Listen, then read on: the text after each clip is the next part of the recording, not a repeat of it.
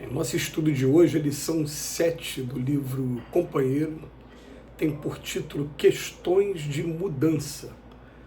Não podes modificar o mundo na medida dos próprios anseios, mas pode mudar a ti mesmo. Ninguém está impedido de transformar essa ou aquela ideia na própria cabeça. Assim como a semente traça a forma e o destino da árvore, os teus próprios desejos é que te configuram a vida. Aprende a ganhar simpatia sabendo perder. Sempre é aconselhável melhorar as nossas maneiras antes que as circunstâncias da vida nos obriguem a melhorá-las. Ouvindo sempre mais e falando tanto menos, conseguirás numerosos recursos que te favorecem a própria renovação. Escuta com atenção quaisquer pareceres dos outros, mesmo quando se te afigure francamente absurdos. O diálogo deve ser um processo de aprender, mas não de brigar. Em qualquer reunião, convém não esquecer que talvez em breves dias estejas precisando daquela pessoa que te parece a mais desagradável. Aceitar os nossos problemas com bom humor é o melhor modo de convertê-los em fatores de auxílio a nós mesmos. A irritação é o meio de congelar os próprios interesses. Todo encontro é oportunidade para que te exercites na ciência da direção. Cada pessoa se troca por aquilo que estima fazer. Poderás enfeitar o desânimo com as mais lindas palavras, entretanto o desânimo não te trará proveito algum. Dificuldades caem no caminho de todos. A maneira de usá-las é que faz a diferença. Admira as estrelas, mas não te descuides dos sinais de trânsito. Os outros terão talvez muitas opiniões a teu respeito, mas a vida que tens é aquela em que Deus te colocou para que faças o melhor. Muitas vezes perder algo de valor em mudanças impostas pelo sofrimento é o jeito de encontrar algo de mais precioso no caminho. Na contabilidade da vida, a idade é convenção. O que existe é o tempo e todo tempo é importante. Mais uma lição do Emmanuel que vem nos convidando, em primeiro lugar, a reforma íntima, e em segundo lugar, a entender aquele texto que está no capítulo 5 do Evangelho, Bem-aventurados aflitos, quando fala da verdadeira desgraça. Então vamos por etapa. No primeiro lugar, a gente fica o tempo todo querendo modificar as pessoas e querendo enquadrar o mundo dentro do meu ponto de vista, quando, na verdade, o segredo é que a gente comece a observar as pessoas, respeite as pessoas do jeito que elas são e, ao mesmo tempo, quando a gente for solicitado, de alguma maneira, isso vai acontecer naturalmente, a gente possa também estar fazendo igual o Cristo fazia aqui, apenas mostrando qual é o caminho que a pessoa, se quiser conhecer uma coisa nova, pode experimentar. Mas que, lembrando que é o livre-arbítrio dela, ela que vai escolher se ela vai querer tomar mesmo aquele caminho ou não. E se ela não tomar, você ficou de consciência tranquila, porque você, dentro daquilo que se apresentava como melhor solução, você indicou aquilo que a sua consciência mandou na hora. Mas ele vem falando, eu não posso modificar o mundo, ninguém está impedido de transformar agora essa ou aquela ideia na própria cabeça. O mundo eu não posso, mas em mim eu posso. E já teve algumas lições, né, do Emmanuel que vem nos chamando a atenção para que a gente possa estar medindo como parâmetro de egoísmo que ainda tem na gente a falta de capacidade de adaptação e de aceitação das pessoas como elas são. Então, quanto mais a gente consegue entender e respeitar grupos diferentes, pessoas diferentes da gente, mais a gente se encontra no caminho dessa fraternidade, dessa solidariedade.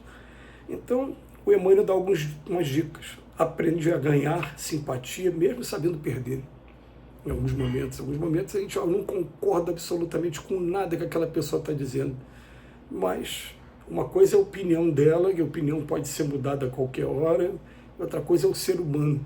E a gente lembra com aquela sentença também que, relacionada ao Cristo, que o Cristo ele ama o pecador mesmo não aprovando o pecado. Depois ele fala, sempre aconselhável melhorar as nossas maneiras antes que as circunstâncias da vida nos obriguem a melhorá-las. Porque a questão é a gente entender que a gente, se não tomar um caminho agora, daqui a pouco a vida começa a colocar a gente de cabeça para baixo e a gente vai ter que se curvar à força das situações que estão acontecendo. Então ele bota para a gente: ouvindo sempre mais e falando um tanto menos, a gente vai conseguir numerosos recursos que te favoreçam a própria renovação. E uma vez um grupo de amigos, a gente elegeu um dos amigos como aquele que era amigo de todo mundo. E depois a gente começou a perguntar um para o outro: por que você acha que esse grande amigo, né, ele é amigo de todo mundo? Porque ele ouve muito a gente, ele fala pouco, e quando ele fala só o essencial. Eu falei: então normalmente quando a gente fala muito a gente acaba se enrolando. E já ouvi isso em várias palestras espíritas, né? Não é à toa que Deus deu 2 ouvidos e uma boca só, né? Para a gente ouvir mais e falar menos. Depois ele fala: escuta com atenção quaisquer pareceres dos outros, mesmo quando se te afigurem francamente absurdos. A gente teve a oportunidade de conhecer uma figura no meio político o que admirava nessa pessoa, que já desencarnou, era que ela já tinha conhecimento de uma determinada situação, mas ela deixava a pessoa falar tudo. Aí depois que a pessoa falou, desabafou, e às vezes até se comprometeu contando histórias, às vezes fantasiosas, aí depois que falava tudo, é que ele já tinha, aí ele abria a boca para demonstrar: eu já fui lá, já voltei, já tenho conhecimento de tudo que você está falando, mas ele não se antecipou, ele ficou caladinho esperando a pessoa falar. É uma virtude também, principalmente quando se tem a intenção de ajudar a pessoa, porque vai ter momentos que você simplesmente vai falar: não adianta eu falar nada, deixa eu ficar quieto, né? Aí ele bota: o diálogo deve ser um processo de aprender, não de brigar.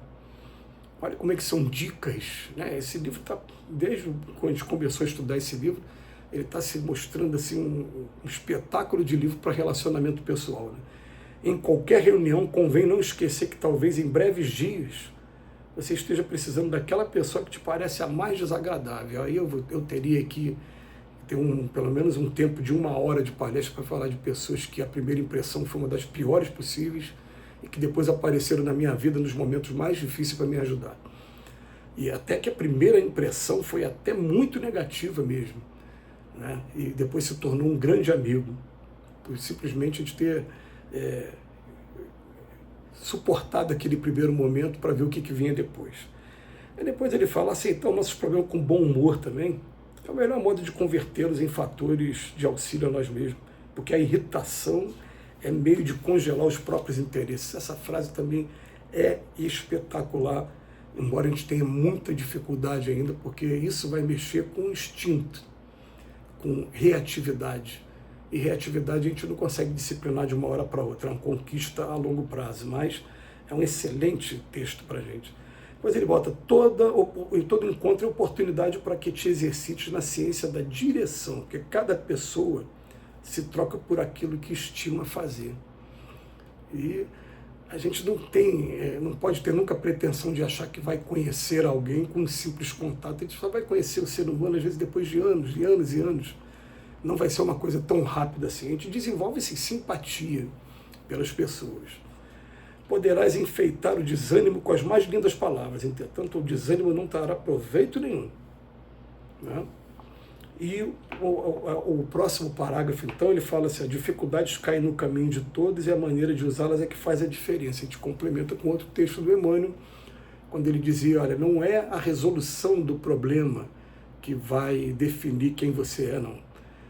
É como você está resolvendo o problema. Resolvendo com caráter, com retidão. Às vezes tem pessoas que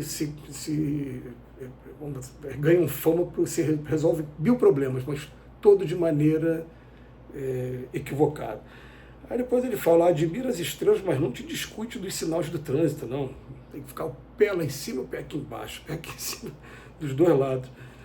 Os outros talvez não tenham opiniões boas a teu respeito, mas a vida que tens é aquela que Deus te colocou para fazer. Muitas vezes perder algo de valor em mudanças impostas pelo sofrimento é o jeito de encontrar alguma coisa mais preciosa no caminho. Excelente texto para a gente refletir.